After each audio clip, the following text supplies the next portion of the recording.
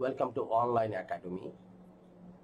Online একাডেমিতে আজকে আমাদের বিষয়বস্তু হচ্ছে ব্যাংক ম্যাথ। আর ব্যাংক ম্যাথে আমরা যে বিষয়বস্তুটি আলোচনা করতে যাচ্ছি সেটা হচ্ছে, যে টপিকটি নিয়ে আলোচনা করতে যাচ্ছি সেটা হচ্ছে মিক্সচার এন্ড সলিউশন। মিক্সচার এবং সলিউশন বলতে আমরা বুঝি একটা দ্রবণ যেটা মূল সাবস্টেন্সের সাথে আর একটা অন্য সাবস্টেন্স মেলানো থাকে। ধরে নেই এটা একটা সলিউশন যেখানে সুগার আছে 2 কেজি এবং পানি আছে 8 কেজি। টোটাল ওজনটা এখানে হচ্ছে 10 কেজি। তাহলে টোটাল ওজন 10 কেজি, যার মধ্যে 2% চিনি আছে। তাহলে আমরা এটা বলতে পারি এটাকে 10 কেজি সলিউশনের মধ্যে, যেহেতু 10 কেজি বলতে চিনি এবং পানি, টোটাল সলিউশনটার মধ্যে 2 কেজি আছে সুগার, তাহলে এটাকে আমরা বলতে পারি 20% সলিউশন। কিন্তু যদি এরকম হয় যে এখানে মিষ্টির পরিমাণটা একটু বেড়ে গেছে, আমরা একটু পানি দিয়ে দিতে চাচ্ছি মিষ্টির মাত্রা কমানোর জন্য, তাহলে কিভাবে কমবে? সুগার তো 2 কেজি আছে, আমরা ওয়াটার আরো 1 কেজি দিলাম, তাহলে ওয়াটার হয়ে গেল 9 কেজি। টোটাল ওজন হয়ে গেল 10 কেজি, সরি 11 কেজি। তাহলে এখানে টোটাল, যেহেতু পানি দিয়েছি, টোটাল ওজনটা বেড়েছে, বেড়ে 11 কেজি হয়েছে, কিন্তু চিনি 2 কেজি আছে। তার মানে টোটাল ওজনের সাথে চিনি 11 কেজির মধ্যে চিনি 2 কেজি, তার মানে আমাকে বুঝতে হবে চিনির মাত্রা কম, নেমে গেছে চিনি। এখন চিনির মাত্রা হচ্ছে 18.8% হয়ে গেছে।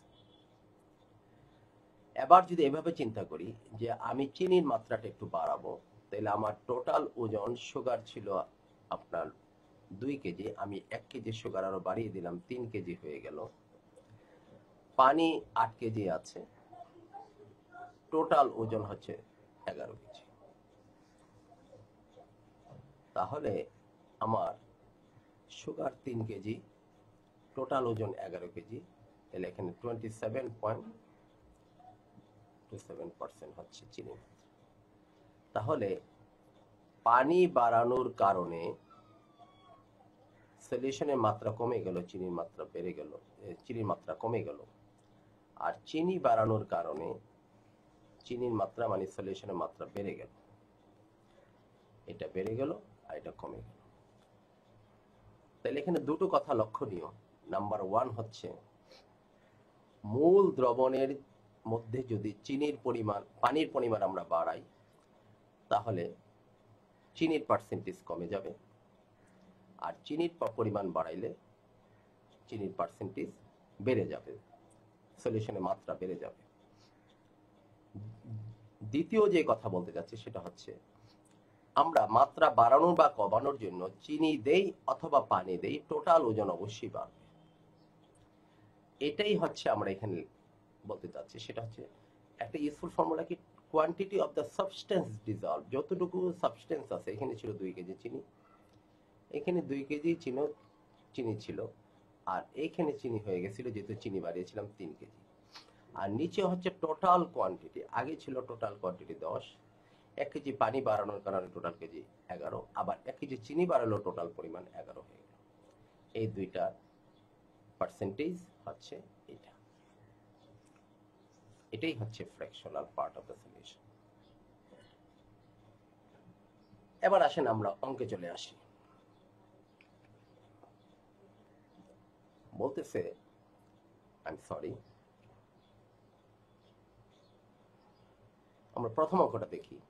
How many quarts of water must be added to 10 quarts of alcohol that is 95% pure in order to obtain a solution that is 50% pure? কি বলতে চাচ্ছে? How many quarts of water must be added to 10 quarts of alcohol that is 95% pure? বলতেছে কতটুকু পানি মেশাতে হবে 10 quart অ্যালকোহলের সাথে, যেটা নাকি 95% পিওর। তার মানে 10 কোয়ার্ট যে অ্যালকোহল আছে তার মধ্যে সেটা 95% পিওর, মানে 5% অন্য জিনিস আছে। তাহলে কি জিনিস আছে? 5% পানি আছে। তাহলে বলতেছে আর কতটুকু পানি মেশাতে হবে in order to obtain a solution that is 50% pure. তার মানে এই অ্যালকোহলটা আগে ছিল 95%, এই অ্যালকোহলটা আগে ছিল 95% পিওর, এটাকে এখন আরো পানি মিশিয়ে, যেখানে পানি ছিল 5%, এখানে আরো পানি মিশিয়ে পানির পরিমাণটা করবো আমরা 50%। এটাই মূল কথা। তাহলে কতটুকু পানি মিশাতে হবে? Let x quarts of water to be mixed.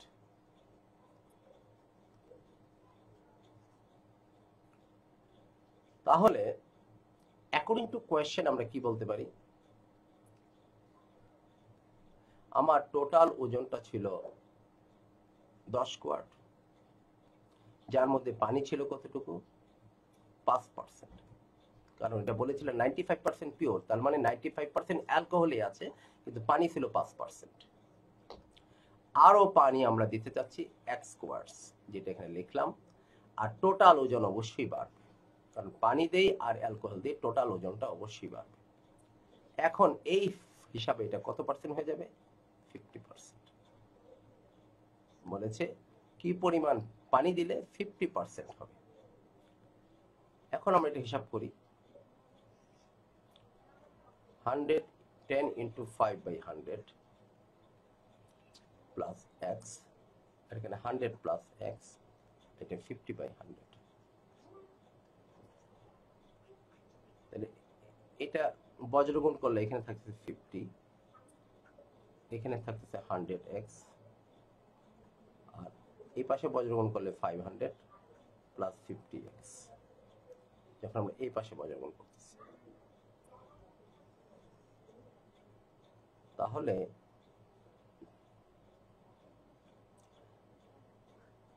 স্থান পরিবর্তন করলে কি হবে? 50x আর 450।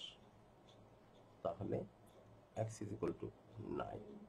তার মানে আমাকে 9 কোয়ার্টস অফ ওয়াটার মিশাতে হবে। তাহলে উত্তর হচ্ছে 9। আমার মনে হয় এটা সবার কাছে ক্লিয়ার। আমরা এখন পরের অঙ্কে যাই।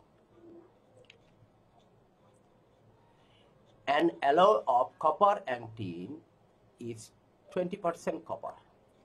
একটা অ্যালয়, একটা মিশ্রণ, যেখানে কপার এবং টিনের মিশ্রণ, যেখানে কপার আছে কত পার্সেন্ট? তোমার 20%।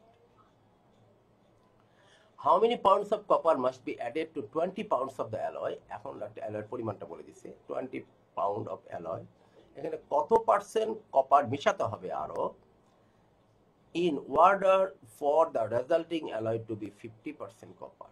তার মানে আমার মিশ্রণটার মধ্যে আগে কপার ছিল 20% কপার, আর এটা কপার এবং টিনের মিশ্রণ, আরো আমরা এখানে কপার দিব, তখন আমার কপারটা হয়ে যাবে 50%।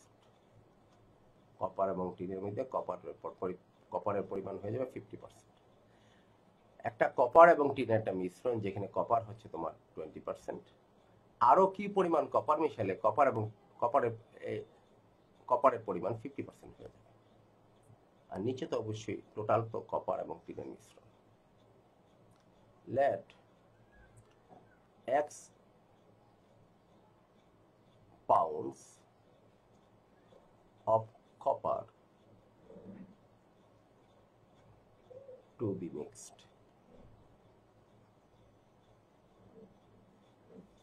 তাহলে অ্যাকর্ডিং টু কোয়েশ্চেন আমার টোটাল ওজন ছিল 20 পাউন্ড।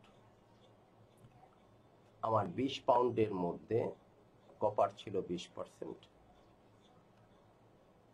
আর আমরা আরো x পাউন্ড কপার দিলাম, তাহলে টোটাল ওজনও বাড়বে। এখন পার্সেন্টেজটা হয়ে যাবে তোমার 50%।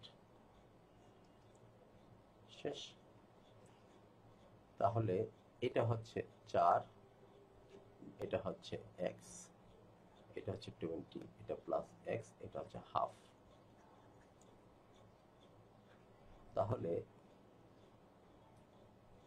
8 plus x is equal to, I'm sorry, 2x is equal to 20 plus x। তাহলে x এর মান হচ্ছে 12। তাহলে আমাকে 12 পাউন্ড কি দিতে হবে, কপার মেশাতে হবে।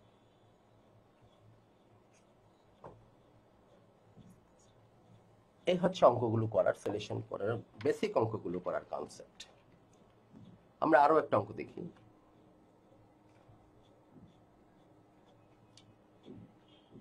A certain grade of gun metal is a mixture of tin and copper, contains 15% tin. How much tin in pounds must be added to 410 pound গান মেটালের সাথে যাতে টিন হয়ে যায় 18%? 410 পাউন্ড গান মেটালের মধ্যে, যেখানে গান মেটালটার মধ্যে টিন এবং কপার আছে, তার মধ্যে 15% আছে টিন। তাহলে কতটুকু টিন আরো মেশাতে হবে যাতে আমাদের এইটার মিশ্রণটা হয়ে যাবে 18% টিন। Let x pounds of tin to be mixed. তাহলে অ্যাকর্ডিং টু কোয়েশ্চেন 410 পাউন্ড, তার মধ্যে 410-এর মধ্যে তোমার ছিল কত পার্সেন্ট, 15%, 410/100 প্লাস আমার আরো এই পরিমাণ টিন মেশাচ্ছি, সেই টিন নিচেও দিতে হবে কারণ টোটাল ওজন বেশি পাবে, এখন হয়ে যাবে 18%। তাহলে আমরা এখন হিসাব করি, 410 × 15/100 প্লাস এক্স, 410 প্লাস এক্স 18/100। আমরা হিসাবটা এখানে করি। বজ্রগুণ করলে এইটা আর এটা চলে যাবে, 410 × 15 প্লাস 100-র সাথে x গুণ করলে 100x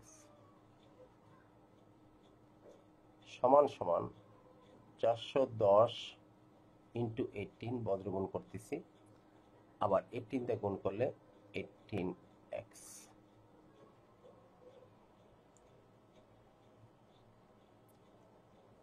তাহলে এই 18x এই পাশে আসলে হবে 82x, 410 ওই পাশে গেলে হবে 410 × 18 মাইনাস 410 × 15।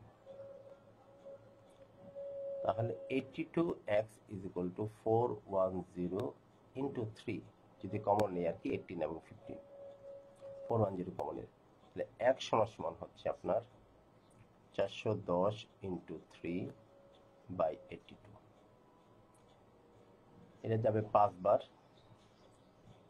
3 × 5 = 15। যদি এখানে রেজাল্টের মধ্যে 15 নাই, কারণ এখানে রেজাল্টের অপশনে ভুল আছে, উত্তর হচ্ছে 15।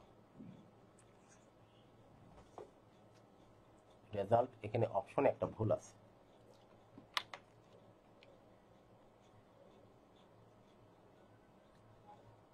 তাহলে আজকে আমরা এই পর্যন্ত সলিউশনের অঙ্কের বেসিক কনসেপ্টে 3টা অঙ্ক দেখলাম এবং তার প্রপার্টিজ গুলো বুঝলাম।